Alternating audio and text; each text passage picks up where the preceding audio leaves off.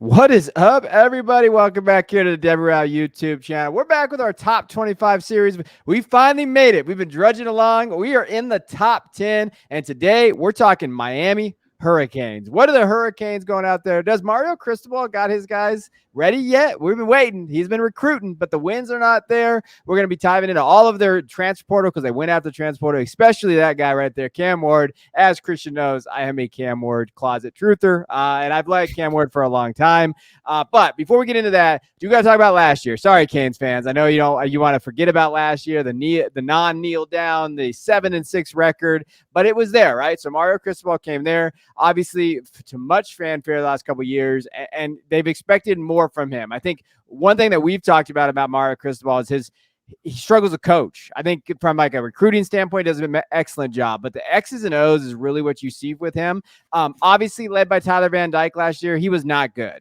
2,700 yards, 19 touchdowns, 12 interceptions. From just a rushing standpoint, not a lot of guys were healthy. Like they had Fletcher, Parrish, Chaney, and all those guys, but no one really stood up and was their guy. They played a lot of games, but they were banged up at different times. Not even that, they just didn't produce. I mean, it was very by committee. They definitely had from a receiving standpoint. Obviously, the big one, Xavier Restropo, he's the guy. He kind of popped off last year. Jacoby George as well. Like they do have a receiving crew last year was there, but again, 7-6, weird losses. That Georgia Tech loss probably looms the largest because then they lost. They were going to go undefeated in North Carolina. They did not. Lost to North Carolina State, Florida State, Louisville, and in the Rutgers in the Pinstripe Bowl.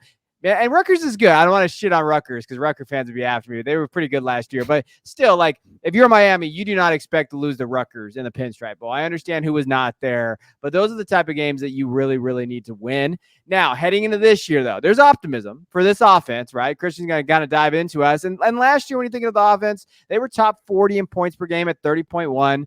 Yards per game, they were top 30 as well at 418 yards. Rushing standpoint, they were okay. They need to get a little bit better there, like I mentioned, kind of that three-horse backfield that they had. But rushing yards per game, they were top 50 at 47, so it was close there. But what they really need to do is get better in the passing game. Like overall, their pass play percentage was there. Yards per pass was okay, but they were middling. Like what they did is they really were aggressive in the transfer portal to go try to find a quarterback. Every quarterback that came out in the transfer portal, they went after, and they finally got one after he flirted with the NFL, and that's Cam Ward. And they're expecting big things from him this year. They are, and it's a massive upgrade. Well, I say that, but I also think that there's some level of like the 12 interceptions from Tyler Van Dyke last year. I wouldn't be shocked if Cam Ward matches that because he is a risky type of player. But I think the risks that he's taking will also come with a lot more success. So I think it's going to be a worthwhile experience for Miami fans to watch this quarterback play instead of Tyler Van Dyke. But really, like this, everything kind of starts with this offensive line and really those two tackles. You've got two bookend tackles. Francis Mauigoa from last year, he was fantastic as an underclassman. Jalen Rivers is a fantastic left tackle as well. And then that interior played really well at times last year. So you've got Xavier Restrepo in there to be that starting slot receiver. He's got legit NFL upside. Jacoby George has looked good at times. And then transfer Samuel Brown, I think, brings a new dynamic to this team. You are losing Colby Young. We'll talk about that in a little bit, but I think you've it's equal when you bring in Samuel Brown, who's a really, really good player. Elijah Arroyo should be healthy, should be back to, what we expected from him as a recruit. And so this tight end room looks more like a Miami tight end room than I think it did last year. So, and then I didn't even mention Damian Martinez coming over from Oregon State, where I think it's kind of Mark Fletcher insurance, but also an upgrade. Fletcher's looked good when healthy, but there's some concern about his overall health heading into this year. Damian Martinez is a guy that you can give 20, 25 carries, and you can win a game that way. And I don't necessarily know that they've had that at Miami for a little while here. So I think they're in better shape this year than they were last year. Yeah, Martinez ran for 1,100 yards last year, 9 touchdowns. Behind the offensive line of Oregon State, that was kind of patchwork, not the best. I mean, they were fine. They were okay out there, Beaver fans.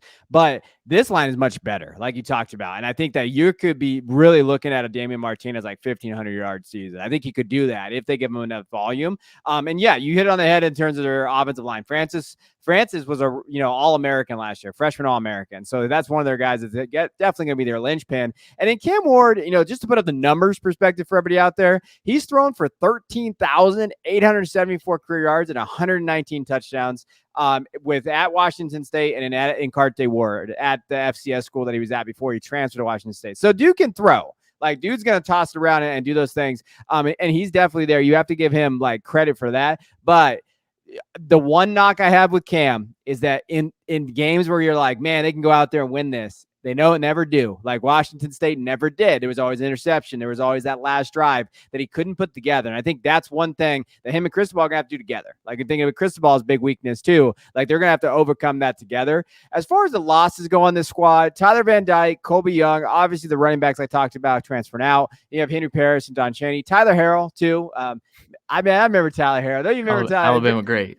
Man, there was people popping off. Tyler Harrell was the next Jameson Williams. I'll never forget those conversations out there. I will say the big one to me is Colby Young. 47 catches, 500 yards, 5 touchdowns last year. Was more just that guy, kind of leader on this roster. But like you said, they replaced that. Not a lot of guys on this spot that I think they downgraded at. I think that they're fine just from a recruiting and transfer portal status.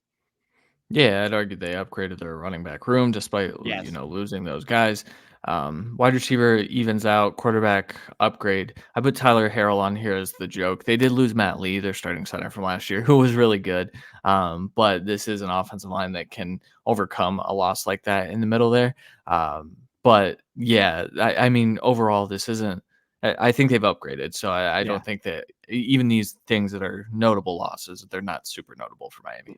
Not really. All right, let's get into the recruits. Let's talk about it. So from a 2024 recruiting standpoint, number 6 overall, Mario can recruit, and that NIL out there, it's got some money. Yeah, they spend it. They throw the bag around a little bit. Composite rank is 4, and even transfer rank's top 10. They're able to do that really well. Really, the guys that I love are the first 3. Like, if I'm going to be honest, JoJo Trader is a stud. I love watching JoJo. We wrote about him in the guide that we do. We're talking about coming in at 6'1", 80. He is just a phenomenal athlete. And he's got good tempo too. Like, from a route running perspective, he's special. Like, JoJo can make waves this year. I do think that he has an opportunity. I know it's a crowded wide receiver room, but they're going to get in the ball. I really do think that. I think he can play a Z, his slot area there. He's going to create separation. He's their big play guy. He's got NFL upside. Jordan Lyle as well. He's coming in there as that 4-star running back. He's just as good. He has that ability to kind of be that game maker. And a guy that kind of getting slept on, Nye Carr. He's really good too. Like, they did a really good job of filling those guys out. And then when you go through the rest, I mean, Elijah Lofton's getting a little buzz out there from the tight end room. They're talking about him maybe being impact this year. I know Josh Pate loves him. I've heard kind of 247 Sports guys really talking him up. And then, they filled it out there. But really, those first probably 5 recruits there, even Markel Bell, those 6, those are their guys they went after and really addressed their needs. Yeah, on top of all that, I mean, I love what they did with their offensive tackles. Took 3 offensive tackles from this class, big old boys, and we know Cristobal can get really good production out of offensive linemen. That's one of his strengths as a coach, even if there are some faults in his coaching, just abilities. That's one thing that he's really good at. And then just rounding it out with a nice little 3-star interior offensive lineman that I think can rotate in if needed. Shouldn't be needed. Most of these guys are down the road players, but I do think Trader, Lyle, Carr could all find some time. Lofton as well, to where we're talking about, JoJo Trader being one of the best freshman wide receivers in the country. I could very well see that happening this year. Yeah, JoJo's really good. And you're watching him there, and he was an athlete, and he kind of switched over to wide receiver. I don't think he's getting enough buzz out there among the freshmen. Hey, who are these guys out there? He is a phenomenal athlete. And like we talked about, with the transfers coming in, they were top 10 here. They did a good job. Cam Ward, Damian Martinez, Sam Brown, Reese Poffenbarger. I think that's how you say it. If I mispronounce that, I'm gonna get yelled at by Miami fans. But he comes in too. He's the U Albany quarterback. He threw for 36 touchdowns, 30 3,600 yards, any more than any in the FCS quarterback range. So, like, I do think if had they not got Cam Ward, Reese would have been right there with Emory Williams kind of going for it at that starting quarterback spot, and then Zach Carpenter as well. But you did mention Sam Brown. I think he's a big part of this offense. Last year at Houston, 62 catches, 815 yards, and 3 touchdowns. He was fun last year out there with Clayton Tune in that area, and he gives Cam Ward another special athlete at the wide receiver position. Yeah, this is a good group of transfers. There's a reason, like, the entire recruiting class ranked really well, but also their transfer class ranked really well. And I think part of that is the top 3 players on this list right here. Yeah. All right, let's talk about their impact players. So we kind of got into these guys: Cam Ward, Damian, Xavier Restrepo, and Elijah Arroyo. Where do you lean? Who do you feel like is that guy for them this year? And really, like, they are ACC favorites. They are the team that they're looking at as like, hey, this could be the ACC favorites of the conference. So who do we want? Who do they need to really kind of step up for them? I'm going to cheat a little bit. I think it's this Cam Ward to Restrepo connection, because I think Restrepo has been good despite some inconsistent quarterback play. I think Cam Ward can unlock what Restrepo can do. I think that Restrepo is a bit limited in what his ceiling actually is, but I think within this offense and within the ACC specifically, I think Restrepo can be one of the best receivers in the conference in the nation. Like, there's a high probability that this connection is much better than anything that Restrepo has had and anything that Cam Ward has had. So I think combining those two, I think that's going to be the driving force of this offense. While I do love Damian Martinez, I think this is a quarterback thing. I think we need quarterback play. They've had a good running attack, even when they haven't had the big name guys. I just think Cam Ward coming in has to be the X factor for this team. They're going to live and die by Cam Ward's arm. That's as simple as it's going to be. They're going to live and die by that arm and those mistakes. And if they can limit those mistakes and he can really kind of elevate himself into that category of like, hey, maybe NFL draft prospect, first round guy in a class that has a lot of question marks. You're talking about Miami maybe going to the playoff again. Miami, the U is back. We keep hearing that a lot.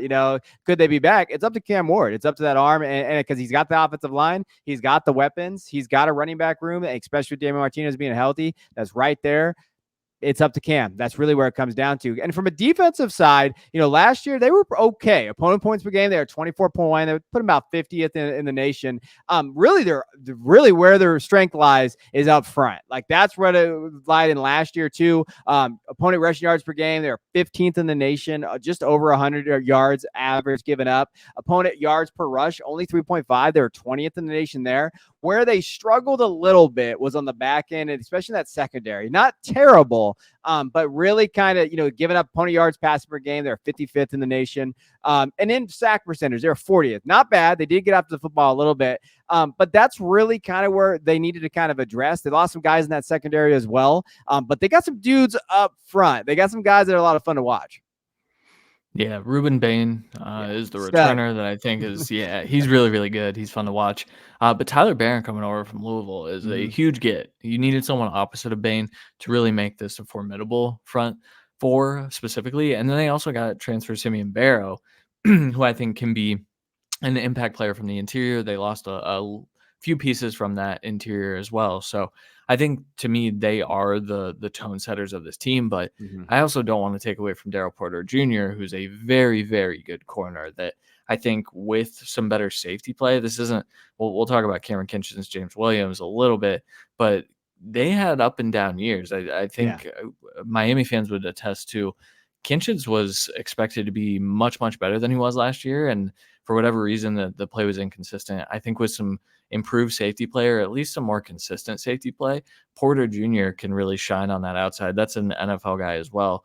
Linebacking group is good, but I think it's the front four, and then you're hoping that Daryl Porter Jr. is this superstar corner that can kind of take receivers out of games. Yeah, no, 100%. I mean, when you're looking at, Ruben Bain, to me, freshman All-American defensive end, what he was able to put up on the numbers last year, you have to like that from just a numbers perspective. Like, he came after it. When you're looking at sacks and everything there, obviously 7.5 last year, that was a big number. And they returned both of their sack leaders from last year, Bain and then Francis Maligoa. I'm gonna mess that up, but Francis, middle linebacker there. Those two guys, I mean, they had 15 sacks last year combined, so you have to love that. The guys that you're talking about leaving, yes, James Williams, Cameron Kitchens, Corey Couch, Leonard Leonard Taylor also, I was a big Leonard Taylor guy. I like Leonard Taylor coming in. He's a big boy last year. I don't know necessarily. The thing is with these guys, I don't know if they hit their ceiling last year. Very inconsistent. I think all of them were a little inconsistent when you're looking at just the tape and what you watched on the film, and even scouts. They talked about it a little bit too. I mean, Taylor had 19 tackles. He had 1 sack. Like for someone that you expect a little bit more from, he didn't give that 100% effort. I think that's why you saw him slip a little bit. Williams and Kitchens are fine, but I think they were able to address those needs in the transfer portal. For sure, and Leonard Taylor was probably the most disappointing Yeah. interior defensive line prospect to watch last year, just because of the expectations that were set so high. But Kinchins is right in that same ballpark where it's like, man, why didn't this team succeed a little bit more on the defensive side? They had dudes. Taylor never really put it all together, and I hope the best for him at the NFL level. Same with all of Williams, Kinchins, all of these guys. But to me, this isn't super notable, if only because they were inconsistent last year. I think Yeah. they're a net positive, maybe just because of different guys in there that might run the scheme a little bit better, give a little more effort, things like that. So I think they're in fine shape on defense. And here's the thing, like, and we keep going back to this a little bit. That's up to coaching, and that's where it always comes down with Cristobal. Like, does he have the staff in place to get these guys ready to go? They have talent, like they have talent all throughout that list. Do they have that coaching to have that consistent? Hey, this is where you got to be. This is where the consistency needs to be. This is how we need to attack this offense. Like, that's the biggest question mark in my opinion, because this team is riddled with 5 stars and talent, transfer portal talent, all that. It's down to coaching. They got to step up. And when you're looking at it from just a recruiting standpoint on the defensive side, Justin Scott is fun. Like Justin Scott, when you're watching him out of Chicago, they went to Chicago and got this kid 6'4", 310 defensive tackle. Like, he's a big boy, and when you're watching the tape, he's just explosive. Like, and they went out and got him. Marquise Lightfoot as well. They've been talking about this kid a lot in basically in the spring. Talking about over the summer. 6'4", 212 edge guy. Again, I'm 100 blunt. 6'3", 250. Big boys up front. This is the class for the defensive side. I thought they did a very, very good job too. Zaquan Patterson, again, number 4 rated safety, 6'1", 185. Out there out of Florida. Like, they attacked the defensive side. You see the recruits that they got, obviously a little bit more on the defensive side than was on the offensive side, but man, a lot of talent in this room. That's where that coaching comes into play. If they can get these guys coached up, you're looking at a Miami defense that could be special for the next 3 years. Yeah, I mean, a lot of highly rated recruits on this list, but also some really good depth with those 3 stars. I watched some of the film on some of these guys. Like, I think they might have found a few gems. I specifically liked Dylan Day quite a bit, but we'll see how it all plays out. It's really tough when you have a team like Miami who's going to bring in 4 and 5 star safeties next year to really stand out. But to me, this is taking shots at a ton of different positions on the defensive side too. And really just saying like, hey, we're going to be a powerhouse in the ACC for as long as the ACC exists, at least in this new college football world. And this is the way to do it, through recruiting. And Cristobal, like we've talked about, does a fantastic job on that front. And I don't think this year was any different. They'll always have dudes. That's the thing. Miami's going to get these guys because the NIL and Cristobal does a great job there. And just one last point about Justin Scott, because I love my 2-way players. This last year, he played DL and running back, and he led his team to the quarterfinals in the 8A playoffs, which is a very highly, out there in Chicago. So he played there. And then in the playoffs, he had 28 tackles, 2 sacks, and he had 120 yards and 2 touchdowns. That's what he did in the playoffs. So that kid's going to go. Like, that kid is an athlete, and that's what you like there. They also addressed, as you see, the transfers. This is where the transfer class really hit out there. Tyler Barron, as we talked about, from Louisville. Simeon Barrow as well from Michigan State. Once they lost their coach, you can see that 6'2", 252. Diane Hill from Marshall, very, very solid player. Jalen Alderman as well from Louisville. They really just attack Louisville here. Michelle Powell is another guy that I was going to mention earlier, but I wanted to wait till we got here. 6'1", 204 from Washington. He is a very, very stout. Like, it looks like he's probably going to play nickel back probably in that role, and they've been talking about him that he's gonna have a great camp, and they talk about him being one of those guys. Beat reporters are like, hey, this kid can play back there. I think that could shore up that secondary. Elijah Alston as well from Marshall, Isaiah Taylor from Arizona, and then Marley Cook. They grabbed Marley Cook as well from mid Tennessee State. So very, very solid class here. Yeah, to say the least. I mean, the fact that you got 4 5 potentially starters Yeah. in the transfer portal. That doesn't always happen. Like most of the time you're hitting the portal and you're hoping for like 1 to 2 starters. A lot of these guys are projecting to start as we got through spring, as we're getting into fall camp. These guys are standing out. And so Powell and Isaiah Taylor, like I mentioned, with James Williams and Cameron Kinches being kind of disappointing at times last year, you've got 2 new starters in your secondary at the very least with those two. So great transfer class. Tyler Barron's the headliner, but man, if this defense takes a step forward from last year, the ceiling of this team is pretty high. Oh yeah, no, it's playoffs. I mean, it really should be there. Now as far as impact guys, Daryl Porter, Tyler Barron, Ruben Bain, and then Francis Mavigoa. Dang it, I know I messed that up. My Miami fans getting mad at me there. But to me, it's Ruben Bain. I think that to me, Cristobal just came out recently in an article and said he's going to be one of the best players to ever go to the University of Miami. That's a very high accolade there. When you're looking at what he's able to do, go after the football. If he's he had 12 and a half tackles for loss, he had 7.5 sacks. If he's that disruptor guy in that backfield, if Ruben Bain is that guy, then we're talking about just an absolute, just dominant up front defensive line for the Miami Hurricanes that can get after it in the ACC and go win a title. Like Ruben Bain can be that game changer. And again, with Tyler Barron too, those guys can be pretty formidable. Yeah, Bane is the headliner. I put him third on this list as I typed it out, just to leave every viewer with a little bit of suspense. But yeah, Bane to me looks like a potential top 5 pick in a Yeah. couple of years already, and just from the freshman film. Now, consistency is key. He does still have areas to work on, of course, but he, like you mentioned, the word disruptor. It's a very good descriptive word of what his play style is. I think we're gonna see if we see him take a step forward. I mean, we're talking probably not like Myles Garrett levels of like, oh, this kid is elite, but like maybe just a step down. And so he's going to be the driving force of this defense. Barron opposite him is going to be just as important. But man, this defense, there could be like 5 more players on this list. Yeah. Because they're loaded. They are loaded on this side of the ball for sure.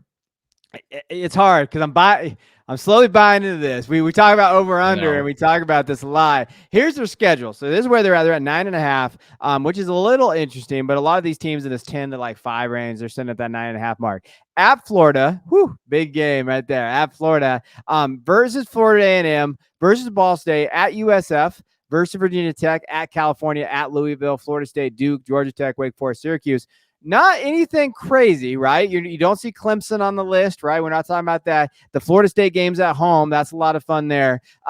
Really, the tone is at Florida. Those two coaches, Napier and Mario Cristobal, have that's the game for them, like stepping up the season. How's this season going to go? Like, I really do feel that way. But when you're looking at 9.5, they could easily get to 10. Like, this is a 10-win team squad just from a talent perspective, or 11-win team. That's my thing. I mean, talent-wise and quarterback-wise, I'm taking Miami over Florida pretty comfortably. Like, I think Miami, I don't know what the early line is on that game. I don't have that in front of me, but I'd bet that Miami is at least a 7-point favorite in that game, and they should be. It is on the road, so maybe not.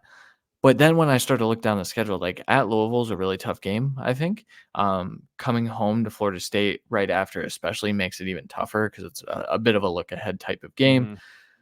That said, those are the only 2 games where I'm like, man, I think they could lose that game. The rest of them, like Georgia Tech's going to be scrappy this year. But really, they get Virginia Tech's going to be pretty scrappy as well. I like USF a bit, but man, like I just see a lot of wins on this. So I'm going over. I'm hitting over. I think this might be an 11-win team, to be honest. So the line is -2.5 Miami. That's what the line is right now. And I think that's fair on the road. Kind of a push, I'm sure, because I'm sure. Well, no, it would be a push if Florida was 2.5 point favorites. So add a couple points, and I'm pretty close with my 7 points. I think they should be 7-point favorites. I'm pretty comfortable when you look at the schedule saying Cam Ward is the best quarterback in a lot of these games. And when you go to college football, to me, that's really where I look at it. Like, hey, who's the best quarterback in these kind of games? And even the Florida State game, Cam Ward is better than DJU, in my opinion. I think as a quarterback, he is better there. So, like, I look at this, and it's hard for me to go against that. It really is. And as a Cam Ward guy, I'm going to go over as well. So, the doom, we both picked over here. But like, going into this, when you look at the talent, it's there. It really comes down to Cam Ward and Cristobal. And what does that coaching staff do there? But when you're just looking at it overall, I mean, it's pretty easy for them to get those 10 wins. I think they just can't screw up those games against like Georgia Tech or at California, having to fly all the way across country and game middle of the week, right? Or excuse me, middle of the season. Then got to go to at Louisville. That's the tough. Like, those are the things that are going to be kind of tough for them. But overall, Cristobal is stacking that talent there. And if they can get back, ACC is primed to get taken over by a team. Like, when you're looking at the ACC right now, we talked about Clemson already and how they don't use the portal. We talked about kind of Florida State. They're in flux right now at that quarterback position. We talked about a lot of different things here. In my opinion, Miami has an opportunity to go out there and go. Miami U is back, right? They can go get it. Like, Cristobal, the talent, everything is there. Miami has a shot. I think Miami has a chance this year to really solidify themselves as being that top 3 program in this conference. And in maybe the future be like, hey, it's Miami, Florida State again. I mean, unless Florida State tries to leave, which they are trying. If Clemson's not going to address the portal, Miami could run the ACC. I don't think that's crazy to say, as long as Cristobal gets his stuff together as a head coach. Yeah, this is 2024's version of Texas being back, which finally happened last year. It's always been trending upward, and they were just a few, mishaps away last year, and I think probably a good quarterback away. But the 6 losses last year were pretty deceiving. Like, they played really well in a lot of those games. And so if they start to put it together, they have more consistent quarterback play. This looks like a 10 to 12 win team. Potentially, and they look like legitimate contenders. I fully understand why Ari put them in his top 10 on this list, and quite frankly, as we get into the rest of them, I wouldn't be shocked if I would have Miami ranked ahead of some of those teams. So high praise for Miami. I think this is a really good roster. No way they can let us down. Come on, Miami. Bring us back here. Bring us home. All right, that's our first top 10 team, number 10, Miami. We're working our way up through the rest. But Miami fans, let us know how confident you are in Cristobal. Where do you feel like Cam Ward's at? And can you make it to the playoffs? Do you think you can go win that ACC? Because they're probably going to have to win the ACC to get in the playoff, depending on how many teams the Big Ten and SEC get in there. So it's going to be really close. So it's going to be that big game against Florida State. So let us know what you think. What are you guys going to finish down there in the comments? So appreciate you guys. We'll check you guys on the next one.